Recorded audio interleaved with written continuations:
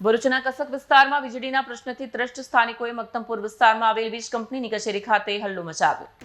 ભરૂચ શહેરના કસક વિસ્તારમાં રહેતા સ્થાનિક રહેવાસીઓએ વારંવાર વીજ પુરવઠો ખોરવાતા હોવા અંગે તંત્ર સામે ગંભીર આક્ષેપ કર્યા છે। આજરોજ સ્થાનિકોએ શહેરના મક્તમપુરા વિસ્તારમાં આવેલ કચેરી પર હલ્લો મચાવ્યો।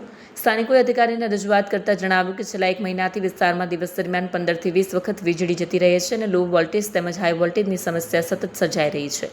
ડીજીવીસીએલ અને કસ્ટમર કેરમાં અનેક વખત ફોન અને લેખિત રજૂઆતો કરવા છતાં સમસ્યાનો કોઈ કાયમી ઉકેલ આવ્યો નથી। વીજ પુરવઠામાં અસ્થિરતા હોવાને કારણે ઘરોમાં ઇલેક્ટ્રોનિક ઉપકરણોને નુકસાન થવાની ભીતિ પણ વ્યક્ત કરવામાં આવી છે। અરજદારોના કહેવા મુજબ વિસ્તારમાં ક્યારેક 200 વોલ્ટ તો ક્યારેક 280 વોલ્ટ સુધીનો અસ્થિર કરંટ મળતો હોવાથી ઘરગથ્થુ ઉપકરણો માટે જોખમ ઊભું થયું છે। સ્થાનિકોએ તંત્રને માંગ કરી છે કે વિસ્તારની સમસ્યાનું તાત્કાલિક નિરાકરણ લાવી નિયમિત અને સ્થિર વીજ પુરવઠો સુનિશ્ચિત કરવામાં આવે।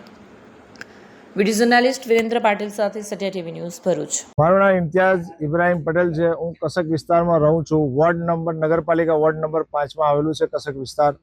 આ વિસ્તાર લાગે છે પ્રીતમની બાજુમાં, શીતલની બાજુમાં અને પટેલ સોસાયટી બી આવેલી છે। એ બધા જ વિસ્તારની અંદર લાઇટો આ મહિના મે મહિનામાં 2026માં લગભગ 15 થી 20 વાર લાઇટ ગઈ છે।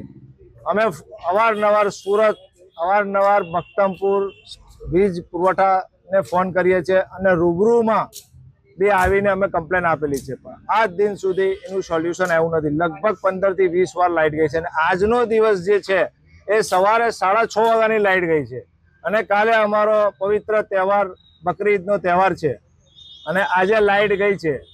એટલા માટે અમે પાણી બી નથી ભરી શક્યા। પાણી પુરવઠા અમને 6:30 થી 7:15નો ટાઈમ આપ્યો છે પાણી ભરવાનો, પણ એ પાણી બી અમે નથી ભરી શક્યા અને આજે અમે આ બધા રહીશો આવીને જીબીની અંદર ગાંધી સાહેબ પાસે લેખિતમાં અમે અરજી આપીએ છીએ અને એમણે કીધું છે કે હવે પછી આવું નહીં બને એવો અમને સંતોષપૂર્વક જવાબ આપ્યો છે।